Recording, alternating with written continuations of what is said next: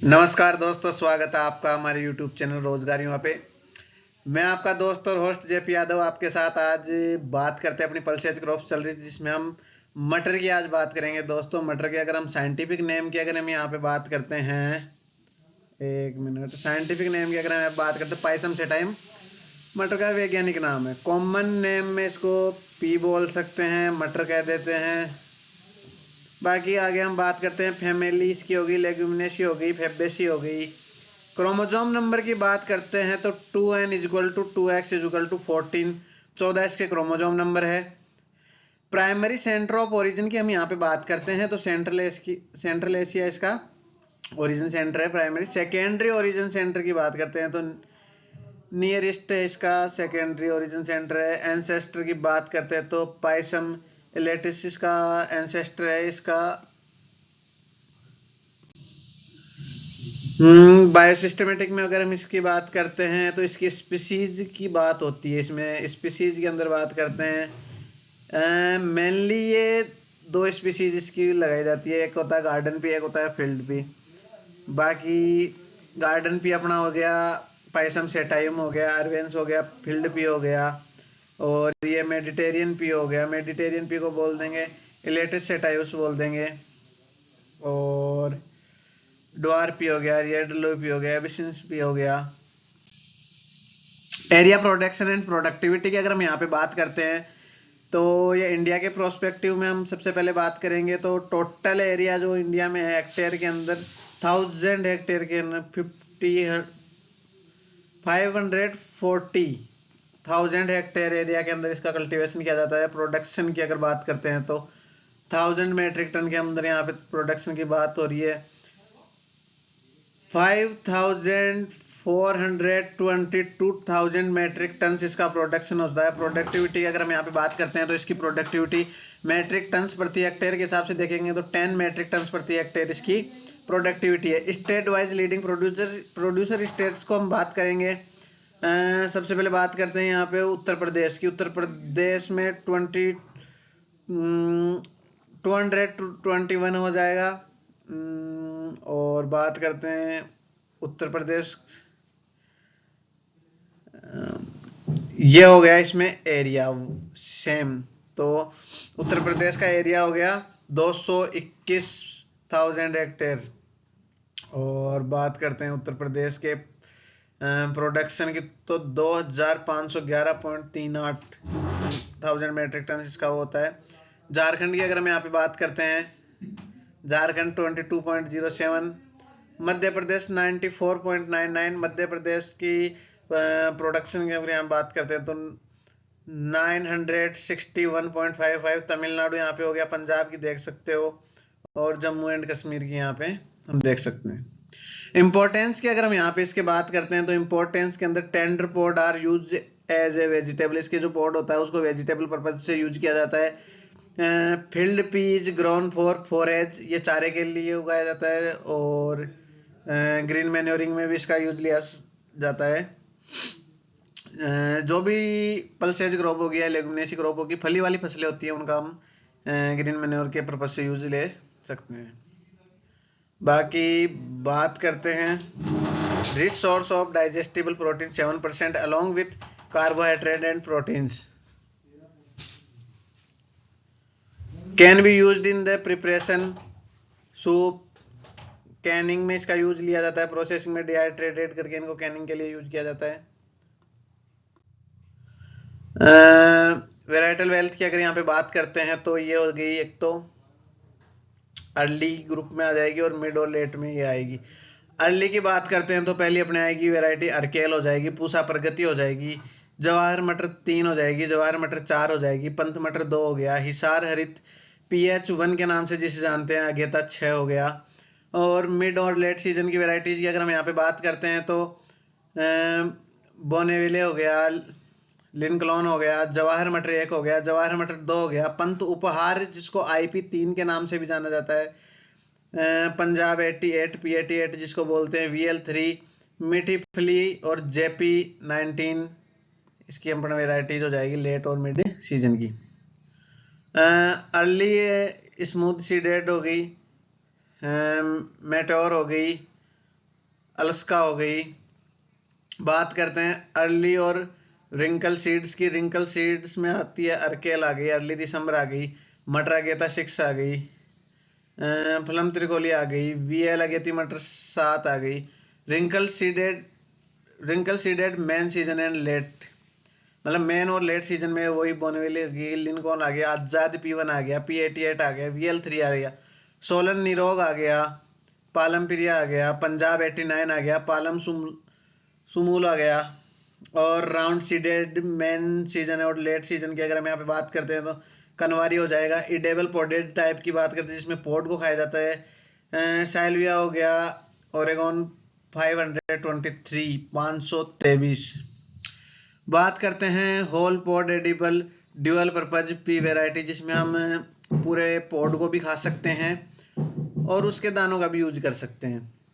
Dual purpose variety जी ये है, जिसमें पहली वेराइटी होगी अर्का पुरुआ गार्डन पी है, रिलीज बाय IIHR हसरगटा, जो बेंगलोर में अपने यहाँ पे है। Pisum sativum variety hortense also called sweet pea, ये स्वीट पी होता है। The pod walls are divide of fibres, इसमें फाइबर पिरामिड की लेयर पाई जाती है। Arka Purva is an improvement over Arka Sampoorna, Arka Sampoorna में इम्प्रूवमेंट करके अर्का पूर्णा को तैयार किया गया है। मिड सीजन पी लाइन हो गया, पोड यील्ड 10 to 11 टन प्रति हेक्टेयर इन 90 डेज के अंदर इसको हम ले लेते हैं, हार्वेस्ट कर लेते हैं। It gives about 20% higher pod yield than Arka Sampoorna, ये अर्का संपूर्णा से 20% ज़्यादा प्रोडक्शन हमें देती है। The pods are dual purpose, can be used either as salad, salad के अंदर इसका यूज लेते हैं, कुकिंग में करते हैं। Also fresh salad peas can be used in case of conventional green pea. यहाँ पे हम आगे बात करते हैं सॉइल एंड क्लाइमेटिक कंडीशंस की। अगर यहाँ पे हम बात करते हैं सॉइल और climatic conditions, well drained loose and friable soil with pH 5.5 to 6 pH तक इसका होना चाहिए। ये कूल सीजन क्रॉप है, ठंडे मौसम में उगाई जाती है। और winter vegetable plants in north में विंटर में, and summer vegetables in hills में इनको समर में लिया जाता है। और जो प्लेन एरियाज होते हैं, नॉर्थ होते हैं, राजस्थान हो गया, उत्तर प्रदेश हो गया, हरियाणा हो गया, इधर इसको विंटर में लेते हैं। बाकी बात करते हैं optimum mean monthly temperature 10 to 18 degree centigrade इसमें होता है। Optimum temperature for seed germination 22 degree centigrade, seed germination के लिए इसको टेम्परेचर चाहिए। Round seeded are tolerant to high temperature then wrinkle seed, जो राउंड सीडेड होते हैं ना वो ज़्यादा तापमान को सहन करते हैं रिंकल सीड की तुलना में।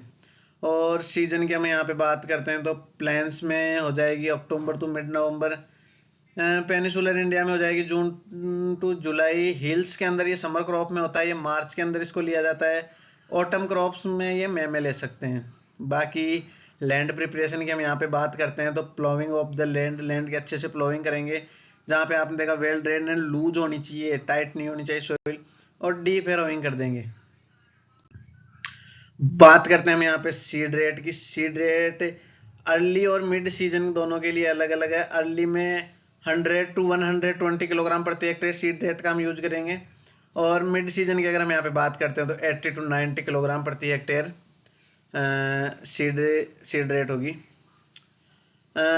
सीड ट्रीटमेंट की आगे हम बात करते हैं पहले तो soaking of seeds, seed soaking in GA3 10 ppm for 12 hours gives highest germination. अगर हम अपने को सबसे ज़्यादा जर्मिनेशन लेने के लिए इनमें डोरमेंसी तोड़नी पड़ती है, जिसके लिए हमें क्या करते हैं GA3 का घोल बनाते हैं 10 ppm का। 10 ppm के घोल में 12 हॉर्स के लिए इसको भिगोया जाता है, सोक किया जाता है। इसके बाद में इसको सुखाकर इसकी ग्रोइंग की जाती है। Seeds are inoculated with rhizobium culture in 10% sugared और गुड सॉल्यूशन, राइजोबियम के साथ इनका कल्चर कर देंगे।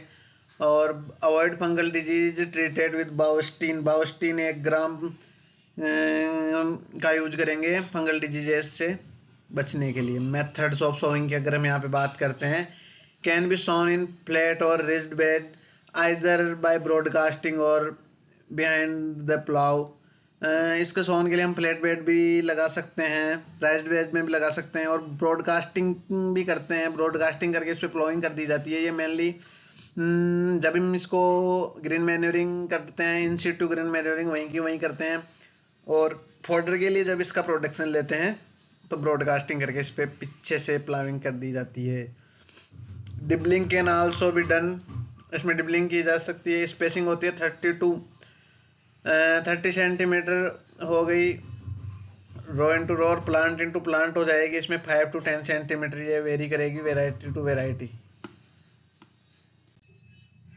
न्यूट्रिएंट रिक्वायरमेंट्स की अगर हम यहाँ पे बात करेंगे, न्यूट्रिएंट रिक्वायरमेंट इसके अंदर होगा 15 to 20 ton of well decomposed farm yard manure should be added 1 month earlier. 1 महीने पहले हम क्या करेंगे, 15 से 20 टन अच्छे से डिकम्पोज्ड हुई हुई फार्म यार्ड मैन्योर, गोबर की खाद हम इसमें डाल देंगे। बात करते हैं बेसल डोज ऑफ फर्टिलाइजर्स की, तो इसके अंदर हम 24:40:50 के रेशियो में इसमें एनपीके हम डाल देंगे। फोलियर एप्लीकेशन की बात करते तो 0.1% ammonium molybdate at the time of flowering should be flavoured effect on Indian quality को बढ़ाने के लिए इसमें हम इसका स्प्रे कर देंगे। वाटर मैनेजमेंट की अगर हम यहाँ पे बात करते हैं तो वाटर मैनेजमेंट के अंदर it's depend on the agroclimatic conditions and locality. इसमें लाइट इरिगेशन दे देंगे, इंटरवल 10 से 15 दिन के अंतराल पे इसमें लाइट इरिगेशन करते रहेंगे। Flowering, fruiting and grain filling are critical stages. सबसे ज़्यादा इसमें 3 इरिगेशन की बहुत ज़्यादा जरूरी होगी। इस टाइम पे इरिगेशन नहीं देंगे तो अपने प्रोडक्शन पे काफ़ी ज़्यादा प्रभाव पड़ेगा, क्वालिटी पे प्रभाव पड़ेगा। तो सबसे पहला हो गया अपने फ्लोरिंग के टाइम पे इसमें इरिगेशन देना चाहिए। दूसरा हो गया फ्रूटिंग, जब इसमें पॉट्स बनना स्टार्ट हो जाए। तीसरी कब हो जाएगी, जब उसमें पॉट्स में दाने बनने लग जाए। Irrigation after 70% water depletion through out the growth is beneficial for crop.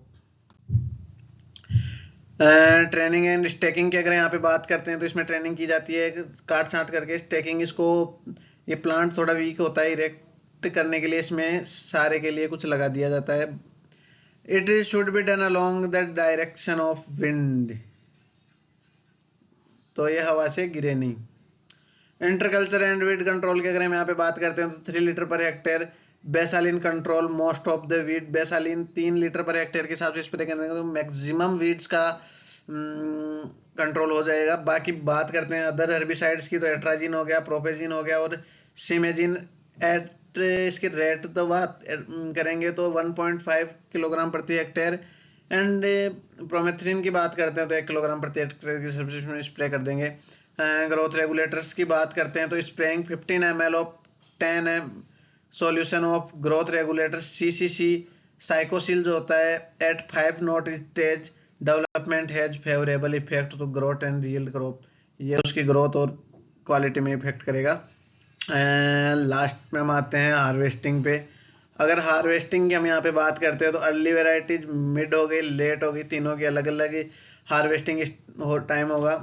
Early की बात करेंगे तो 50 डेज आफ्टर सोइंग में हम इसको हार्वेस्ट कर लेंगे। मिड सीजन की अगर हम यहाँ पे बात करते हैं तो 60 to 65 डेज के बाद में हम इसकी सोइंग के इसका हार्वेस्ट कर लेंगे। लेट सीजन की अगर हम यहाँ पे बात करते हैं तो 70 to 75 डेज के बाद हम हार्वेस्टिंग कर लेंगे।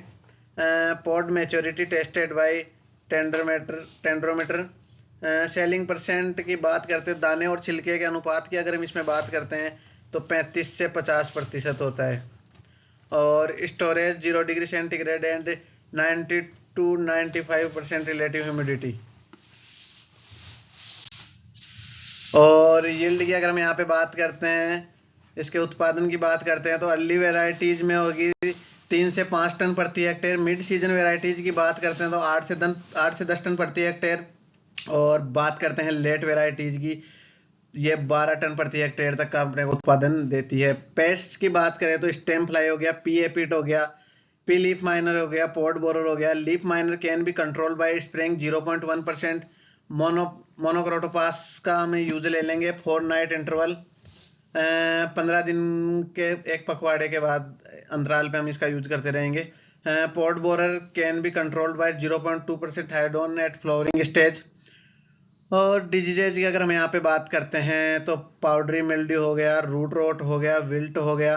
Powdery mildew can be controlled by spraying of 0.1% डिनोकैप, जिसको केराथेन भी हम बोलते हैं। पाउडरी मिल्ड्यू में मैक्सिमम यूज ली जाती है केराथेन 0.1% का, हम इसका स्प्रे कर देंगे। पाउडरी मिल्ड्यू छाछा के नाम से भी जिसको हम जानते हैं। Rust can be controlled by spraying mancozeb at the rate 0.2%। और root rot can be controlled by drenching with 0.2% captan और बाउस्टीन के यूज से हम इसका कंट्रोल कर सकते हैं रूट रोट का। बात करते हैं नेक्स्ट स्लाइड की। थैंक यू दोस्तों। तो लाइक करें, सब्सक्राइब करें, कमेंट करके बताएं कैसा लगा हमारा आज का क्लास आपको। और बने रहे ऐसी अच्छी अच्छी क्लासों के लिए हमारे यूट्यूब चैनल रोजगार युवा के ऊपर। मिलते हैं नेक्स्ट क्लास के साथ आपको। Thank you.